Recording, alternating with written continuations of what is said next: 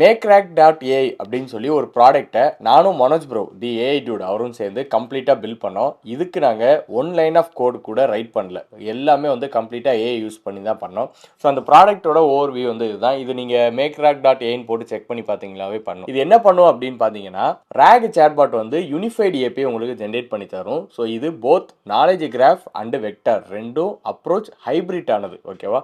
So அப்படி இருக்கும்போது உங்களுக்கு ஹாலுசினேஷன் பார்த்தீங்கன்னா 50% வரைக்கும் உங்களுக்கு கம்ப்ளீட்டாக குறைஞ்சிரும். அண்ட் எக்ஸாக்ட் ஆன்சர்ஸ் வந்து அக்யூரசி 95% உங்களுக்கு இருக்கும். ஸோ இந்த ப்ராடக்ட்டுக்கான லாஜிக் வந்து நாங்கள் கொடுத்தோம். அந்த லாஜிக்கை கம்ப்ளீட்டாக கோட் எழுதுனது, இதோட யூஐ டிசைன்ஸ் எல்லாமே வந்து பார்த்தீங்கன்னா ஏஐ தான் பண்ணது. ஸோ இப்போ கரண்ட்டாக வந்து பார்த்தீங்கன்னா 535 யூசர்ஸ் வந்து யூஸ் பண்ணிட்டு இருக்காங்க. இந்த கோடுமே பார்த்தீங்கன்னா கம்ப்ளீட்டாக ப்ரொடக்ஷன் ரெடி கோடாக தான் வந்து ரன் ஆகிட்டு இருக்கு. ஹாஸ்டிங்கரில் ஒரே ஒரு விஎம்ல தான் ஹோஸ்ட் பண்ணியிருக்கோம். ஓகேவா? ஸோ இது வந்து வெறும் சிங்கிள் டயரில் தான் ஹோஸ்ட் பண்ணியிருக்கோம். Front and back and database மூணுமே ஒரே விஎம்ல தான் ரன் ஆகுது. ஸோ ஏஐ வந்து ப்ரொடக்ஷன் ரெடி கோட் ரைட் பண்ணாது அப்படின்னு சொல்லி நிறைய பேருக்கு வந்து டவுட் இருக்கும். நீங்கள் இந்த ப்ராடக்ட்டை வந்து யூஸ் பண்ணி பாருங்கள். யூஸ் பண்ணி பார்த்துட்டு உங்களோட யூசர் எக்ஸ்பீரியன்ஸ் எப்படி இருந்துச்சு அப்படிங்கிறதுமே மறக்காமல் கமெண்ட் செக்ஷனில் ஷேர் பண்ணுங்கள்.